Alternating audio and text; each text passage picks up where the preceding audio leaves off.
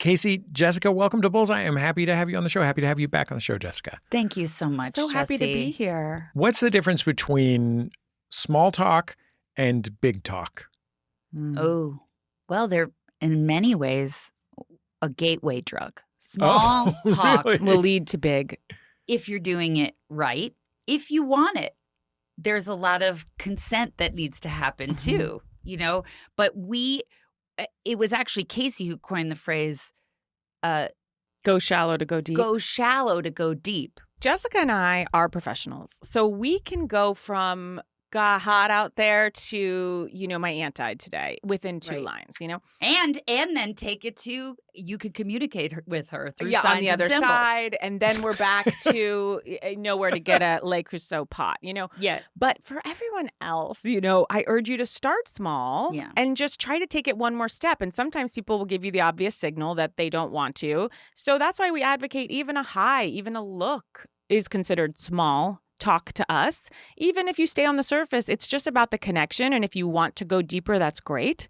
But, you don't have to. Right. But here's the thing. If you don't try, and we found out that the majority of people are actually terrified of small talk. And they hate it. And they hate it, which is why we wrote this audiobook, because we really felt like people are missing out on a huge hit of dopamine, actually, that can end up, small talk can end up making you live longer. That's So right. every time I small talk with someone, I don't just get a dopamine hit, they do too. So it's one of the very few things in life that you get a selfish thing. You're giving, but you're getting. You're not just giving people a rush of terror because they have to talk to a stranger? They think that. So they'll think that, but when it goes well, they walk away enjoying it with a little skip in their step. When you connect with someone, even the smallest of things, you say hi to your mail person. Hey, how are you? That's it. I'm great. You just feel a connection to something greater or just a community. Like even if it's, again, there's nothing beyond it, it just feels good to connect with someone. So I would say if you hate small talk, try a wave, try a nod. If you're into a nod, try a hi. If you like hi, ask about their beliefs in the afterlife.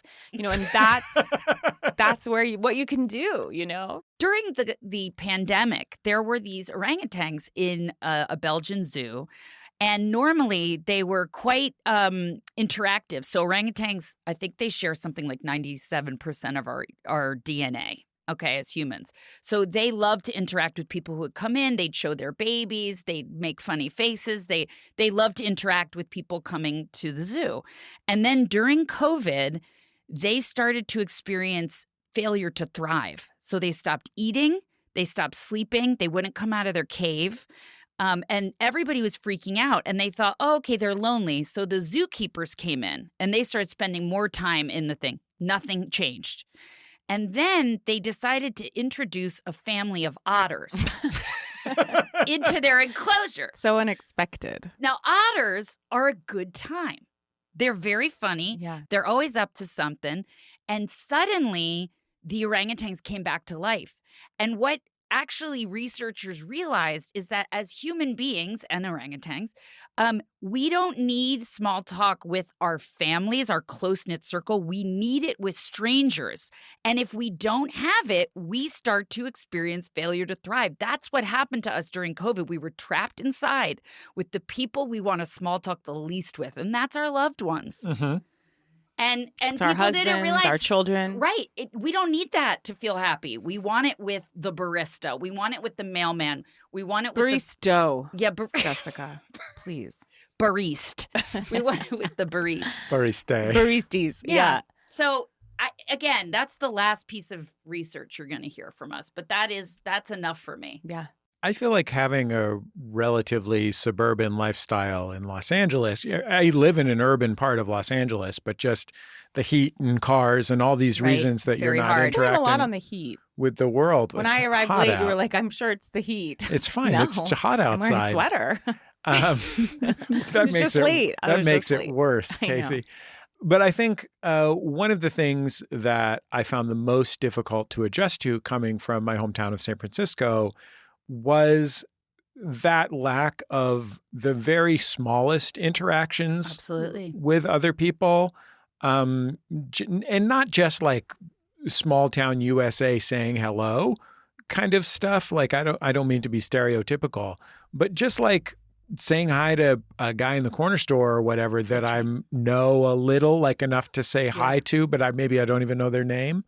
And I've found that going to the flea market every weekend, I'm so grateful mostly for saying hi to a ton of people that I know whose names I don't know. Yes. And a bunch of people who I have never seen before in my life. I find that more comfortable than being at a cocktail party with people I know one step further, but not anymore. 100%. You know? Casey and I were just at a wedding, and I got to tell you, now listen, 220 comedy people. That's a scary prospect. And I was very anxious on the way there. Everyone was. We have a whole chapter on that we go very deep into parties because that's actually where people feel the most anxiety. But and listen, I should have brushed up on our own rules because something that happened to me, and this is because of my codependent nature, is I lock into someone and then I don't pivot. So I spent 45 minutes of the cocktail, circle with one person. I spent it with an engineer. Exactly. From San Francisco. Too long. That's too long. And we had a lot of gems to get to. That's right. I had all my friends around. I feel like you blamed me for that. I'm going to be honest with you. I did. It's not the 415's fault. I don't know. Say she was not a ball of laughs. Let's say after we got to the first bridge she built, I'd like to pivot. But that's something. I'd rather swim, says Jessica St. Clair. 100%. But we need artful pivots. You need artful pivots and exits. And exits don't hurt people's feelings. Because if you have an exit, you're less likely, I think, to be scared to start. Because you don't want to be trapped with someone, And one of Casey's great tips that obviously she or me did not use is you can always say, hey, I'm going to go get a drink. You want to come with? So you invite them because most people go, I'm going to get a drink, and then you're left feeling kind of bad. Like clearly they want to get away. So you always keep an empty glass, and that's great too if you like to drink. And you keep an empty glass and you go, I'm going to get another drink and come with me. And then you lose them on the way to the bar. Yep. Oh. And it's not a like bob and weaving. It's just like things get so crazy. Now you still might point to them across the bar, like, what can I get you? But you're saying I'm leaving, but I'm bringing you with you, but I am leaving. But it's less stark than like, I'm out of here. Okay. Just one idea. Prop work helps. With whom have each of you small talked today? It's just past lunchtime. Well, we just everyone in your office. Everyone in your office. We've made connections. We've complimented. If you haven't noticed, you said something kind about my shoes. Right. Now, they are nice shoes. They're beautiful shoes, and I meant that compliment. But we're going to get to a very tricky rule. Okay, are we getting into lies now? Because I was saving that for 2/3 of the way through. No, we might as well get into it now. Because honestly, if you're not on board for this rule, maybe this book isn't for you. Yeah. Okay, what's the rule? Lying is your friend with small talk. Obviously, we're not advocating for it in every aspect of your life. But typically, like you said, a person in the corner store, if you say, wait, where are you from? And they say Kansas City, you go, oh my gosh, I have a friend from there. Or my dad's sister's thinking about moving there. Who cares? Or I've always wanted to go. No one's tracing that. Or, oh my God, the Braves. Is that Atlanta Braves? And then I go off that and I go, oh my God, I don't know baseball. Do you? Right. We can go anywhere with that lie. And I mean, I happen to love Kansas City, but just lie. It'll get the ball going. That's right. So I said to you, oh, Jesse, I love these shoes. Now I could tell these are a special shoe. I said maybe from the flea market. Right. And I said, these are a shoe from yesteryear because they really are. I feel like my dad maybe had a shoe, my grandfather. Now, I actually like these shoes. But depends how cool your dad and grandfather were. Exactly. But even if I didn't like your shoes, I probably would have said, I love those shoes because that's an in. I've disarmed you now. And clearly you've worn a slightly different shoe because you love it. Right. It's unique. So we're pointing out the thing that you probably put on, and we can get to the pants later. Your pants. Again, I feel attacked. No, and this is so warm. We're showing you how the sausage is made, Jesse. Yeah. We wouldn't do Those this. Those are great shoes, but I feel like you do like them. I like them too. So that's actually not a lie. That's like a genuine one. But I might go, where did you get those pants? Just for funsies. Sort of. Even though you do actually like the pants. Yes or we don't. I mean, we don't know, Jesse. You'll never know. Jesse. You'll never know. I'm going to tell you right now, you're never going to know. I'll say they're growing on me. let's start with parties, because you cover a lot of kinds of situations in the book and how to handle them. So let's start with parties. I don't think it's possible that there are people who feel entirely comfortable when they wander into a cocktail party, but I think they are vanishingly few. So We don't. yeah, and you two are genuine Pros. extroverts. Yeah. And we don't. We get very nervous. So what do you arm yourself with going in? What are the touchstones in your mind when you enter a cocktail party full of maybe some people you have met before but you can't remember when, and one or two people that you know but they're busy, a classic cocktail party situation? Yeah. I like to arm myself with knowing I'm going to do a lot of shoulder touching. I think that's sort of a lost thing, and it can also like really make people feel good even if you are kind of moving on, and Amy Poehler talks about this in the book of like you can actually get a joke off or try to circle back to something that was said a minute ago, but you are backing away, but you're making someone feel good on the back away. Just like, let me know how that goes, with whatever you talked about. And a shoulder touch to me is a more elegant, graceful exit. Right. From people. So I try to touch shoulders a lot and get to go past just a, hi, how are you? Great to see you, and I'll keep one on there for a bit. Yeah. And just like a shark needs to keep swimming to survive, sometimes you need to keep some movement when you first get to it. Getting stuck is not great, because if you don't have anybody to talk to, you're stuck there, you're feeling anxious. Always have a destination in mind. You can always be going to the buffet. That's what I like to do when I approach someone. I go, I cannot find, where is that buffet? Now I've set my intention. So anything that happens next is wonderful, but they know I'm already headed there. It's not, no one's feeling like, wow, she's just, it's like, you're stopping me from going there and I'm loving this. But I do have a destination in mind. Which makes everybody feel good. The other thing I love that for you, Casey. Yeah. Setting your intention means planning, establishing that you're going somewhere else. Like that's what's on your vision board. Is leaving this interaction. Can I say something? It's not for me. Okay. A lot of times it's for them. Right. And that sounds, there's people that I think people are nervous. And I think sometimes, and then I get more nervous if they're nervous. So I sort of think sometimes there's a really nice interaction that comes to a close at a cocktail party. And I rather have that than us like struggling. Then everyone's getting in their head. They don't like me. And I feel that too. It's in part a matter of making sure no one feels trapped. Yes, or badly. Like, oh, they didn't like me. Another thing Tony Hale says, an actor, which I love this, is when all else fails, and I use this a lot, I say the truth, and I said it at the wedding. I'm like, I feel nervous. I'm seeing people I don't even know, confiding in your insecurity. The truth. That's a truthful one. Yeah, that's the thing. There's going to be a lot of contradictions in our book. Okay, so if you're here to like New York Times fact check it, like be on your way. Yeah. So yes, lie in some scenarios, but also don't be afraid to reveal your vulnerability. And it can be as simple as, God, since COVID, I haven't been to many of these. Yeah. I haven't been to a wedding in God knows how long. I don't even remember how to talk. I'm sorry or walk. You got stuck with me. Yeah. Take it on yourself. Yeah, exactly. And the great Mike St. Clair, my father, who's one of the dominant interviews in the book, you would have thought we could get some real experts on, but he was available. Yeah.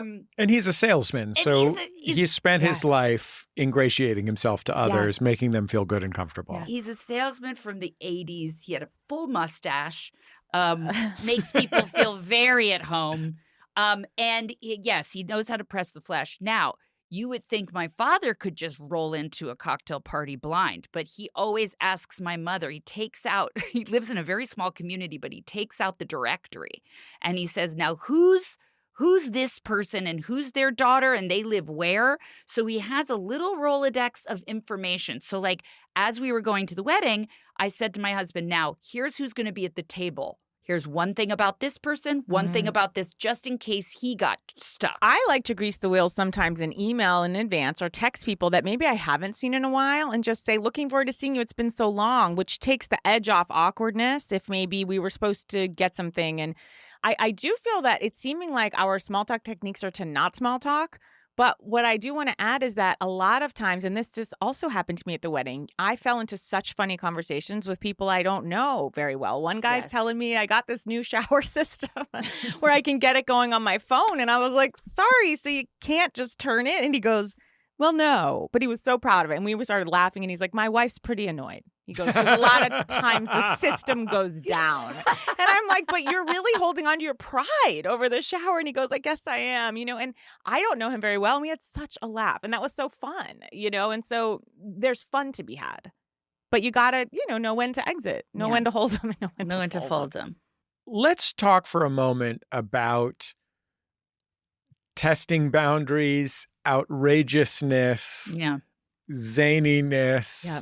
Both of you are from a comedy world where often, especially in comic-on-comic interactions, all of those things are currency. Yeah. Like saying something that makes another comedy person uncomfortable, but also lands, is solid platinum. Mm-hmm. Sure. In comedy world.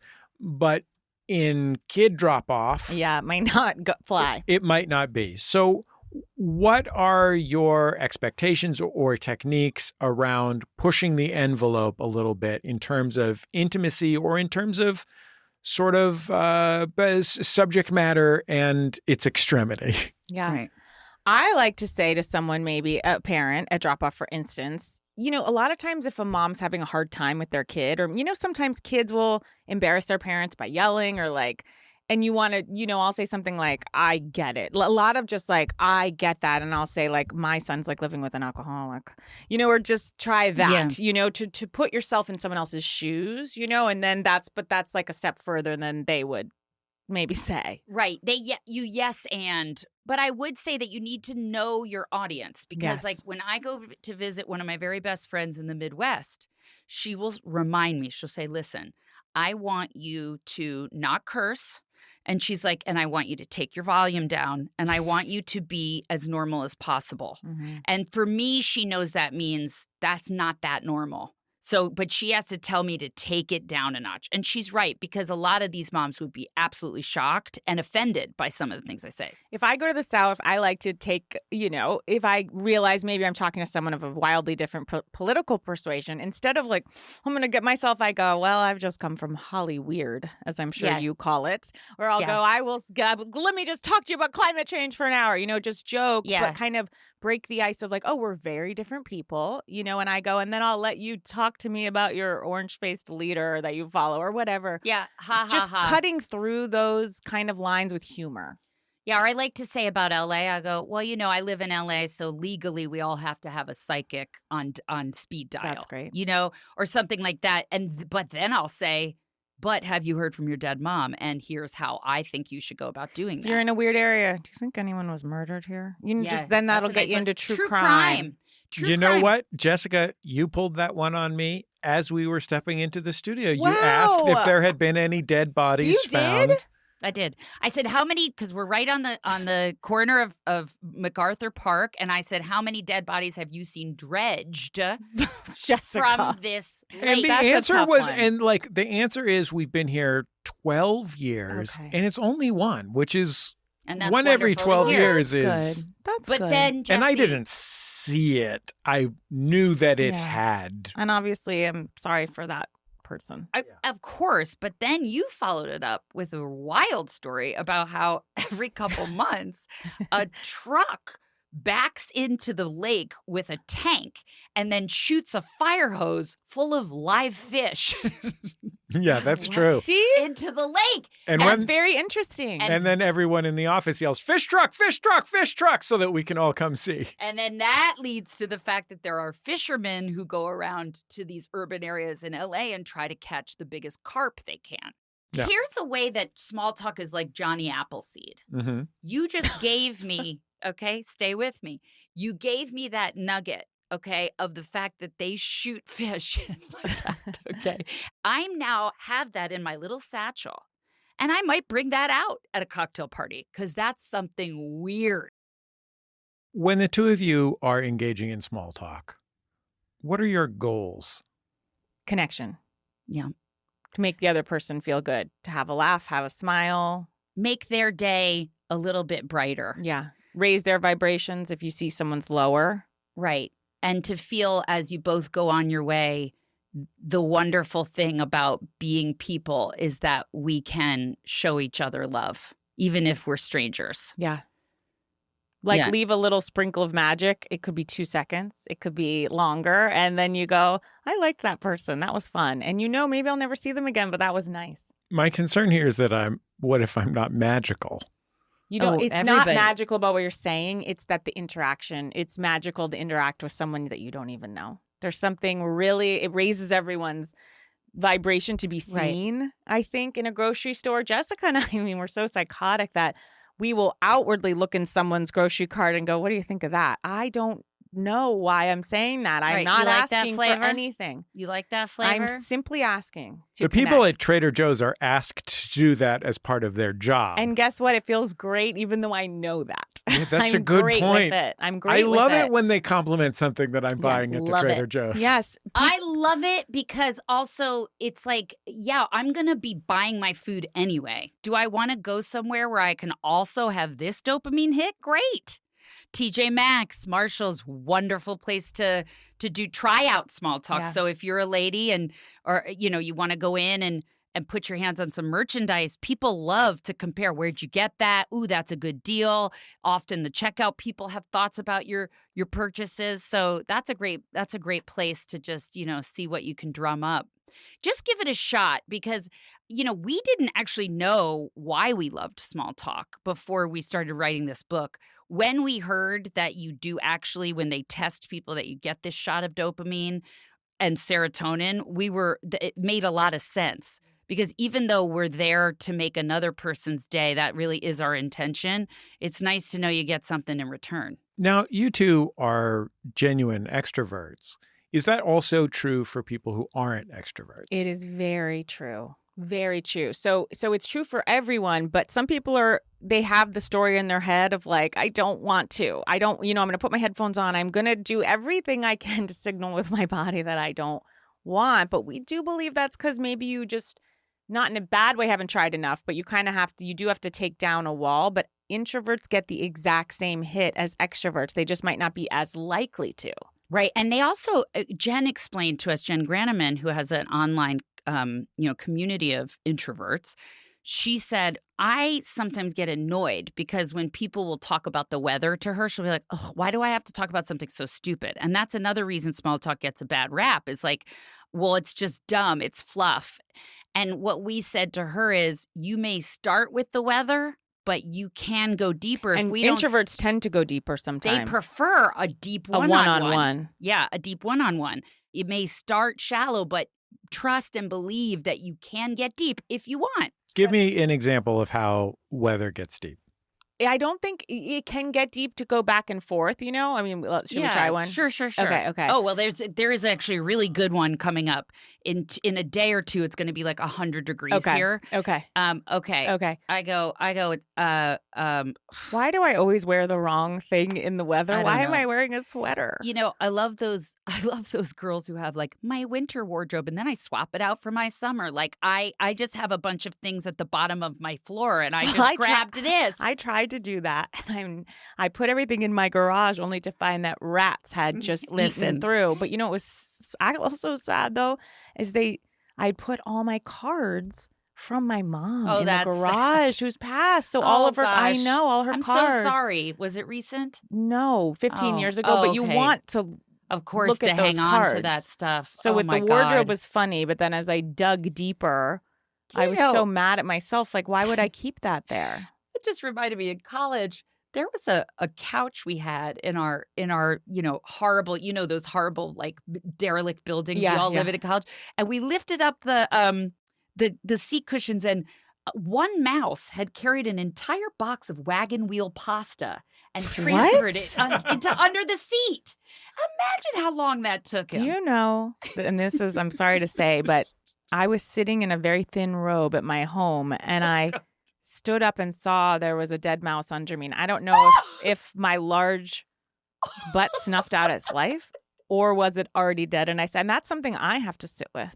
Much like letting my mom's cards be eaten by rats, Okay, nice to meet you. I've told you way too much. I know. You gave me a laugh. Way Thank too you. much. Hey, listen. Stay safe out there. 'Cause Yes. It's going to get hot. Stay And hydrated. Look for dead mice. Yeah. Yeah. Congratulations. It was really wonderful work. I have a young dog Mm-hmm. who's full of beans. Great area. Great small talk This area. dog What does is that mean, full of beans. He's just always a busy boy. He's a always maniac. thought getting you meant into full things. of actual beans. Okay. He's a I maniac. mean, if I gave him the opportunity, there's no question he'd Okay. take it. But, Got it.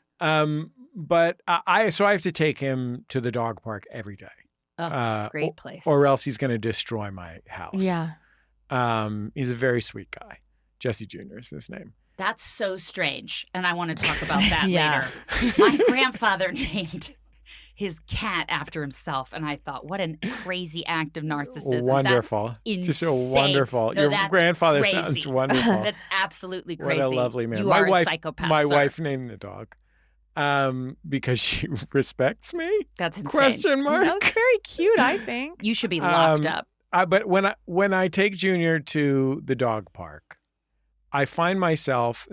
It is the most small talk intensive part of my life by a wide margin. It's Maybe like going to the gym. Yeah, like I don't go to church. Church. It's like church cocktail hour every day. Yeah. Mm-hmm. Snack hour, the time after the services when you eat the little Right. foods. I, of course, ask everyone what breed and the Great. age of their dog. Great area. Is there anything else I should be saying to anyone? Not even necessarily. And I would also say, meet people where they are. If you're getting the sense someone's like, I've been here a million times, I don't want to, that's also okay to go, okay, that's not my person. And I will say it controversially, and I know the phone is such a prohibitor of small talk, but that's also okay. If you're just like, I don't want to. But after a breed of dog, I think you have a great story that you just told us, which is like, I have to come here every day because, is your If dog I okay to don't- come once a week? Right. If I don't, this one's going to rip up the house. You could get into what things that the dog What's your has dog's eaten. name? Charlie. Oh, so is your name Charlie? Because my wife named My our dog after ours. How me. insane is that? Or they say, what's your dog? What's a lot of times at places like dog parks, you're never going to exchange your name. Mm-hmm. Right? You're going to know that's Waffles, but you're not going to know the owner of Waffles, but you've seen them and that's enough. Sometimes people want to have some anonymity in terms of what they do for a living, what their name is, but they're okay with your dogs playing. Now, this is a hard one for Casey. She actually hates dogs, but she's keeping that to herself. I don't hate them. So this Now- comes up in the book that you don't like any animals. It sounded like, them. I mean, I'm inferring It's this, true. but it sounded like you might not even like otters. I definitely don't like hearing about otters. I've had a dog. I like dogs. What I don't like is people don't stop when their dog jumps, puts its front paws on your shoulders and starts dancing with you and licking your face. And people are like, does that bother you? And they do nothing to remove a dog that's just jumping on all over you. So I really don't like dog owners. I see. Gosh, it's interesting. Present company. Excluded. Okay. But one thing I do like to go a step further is I'll say, now, what was the King Charles Cavalier Spaniel bred for? Because that you could always go back. I'll say, did you know in medieval times they used to, that schnauzers used to be used as children's nannies, or pit bulls, pit bulls get such a bad name. I know of a pit bull that likes to be carried from room to room like a baby, here's a good one. I saw an Oprah about puppies behind bars, which was these, I've used this so many times. There's inmates and they would raise dogs to give to vets, as their therapy animals. And this one dog was so pampered, it forgot how to walk, Jessica, I don't know. Jessica, all I've ever thought about in my life Yeah. or talked about is this one time when I saw a half-hour Oprah documentary about Tom Ford, and it was mostly about how many baths he takes a day, which is 5+. Oh my God, what a dream. See, I'm a bath person. That's incredible. So see, we got there from Oprah. Oprah's a great commonality. Oprah, for sure. Dogs to Oprah, Tom Ford, baths. Great. I have a question for you. I'm just going to try this one out. Sure. each of you are wearing clothes that really complement your palettes. Have Oh. the two of you done your colors? No, I No, but have, but it's so funny. I changed like 4 times, and I thought this is the dumb. I was gonna say to you, this is such. I don't. I think I And I was going to say, where'd you get those jeans? Because I really loved them. mother. I was going to walk away with the brand. You know, we Thank haven't you. gotten our and colors. that might be a lie, but thank you so much. Thank you so much. Yeah, And that emerald looks very beautiful well, on I you, Jess. bless you. But you know what? Even if you were lying, like, I don't care. I'm going to always assume, even though I know how much I lie, I'm going to assume that every compliment I get is for real. Jessica, you're a bright spring, maybe? Wow, you know a lot about colors. That's what I want to know Well, about. he's How in do the you fashion know? business. He's in the fashion business. I know. I'm a winter, but I'm wearing brown. There's also a new Korean color thing that you can go and get. They don't just do your makeup, but they do like everything, like your clothes, your makeup, and so Kulop, our friend, Yeah. wants to bring us there, but it's booked for like a year. There's a thing called Color Me Mine where you paint like plates that you've made Yeah. Oh, yeah. and give them as a gift to your mom. Oh, we've been there. Believe me. I have so many things they call and they're like, you have 14,000 pieces to pick up over the years. Can you please Yeah. get them? Like, we're running out of storage space. Yeah, I can't get And I a don't U-Haul go. down there. I can't No. get that cupcake jewelry box my son made. You paid $800 for. Yeah. We've all got our retirement and Color Me Mine Yeah. loyalty points. For the record, I do really like your pants and I do really like your shoes. Thank you. That's very kind of I you. do. Casey. You have great style. And you have Thank great skin. And Thank then you. you know a good one?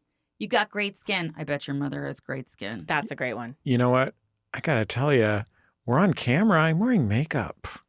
No. Yeah, boys wear makeup too. God bless. Well, I want to know what that foundation is. I'd 'cause like it's to know about your dewy. tattoos Okay. on your fingers. Well, Can we've I got a ask lot- about that? We've got a No. lot to talk about Okay. after the show. Okay, I won't ask that. Jessica and Casey, it's been really great to get to talk to you. Thank you so much for joining me on Bullseye. Thank you for having Thank you so us. much for having us. What a blast.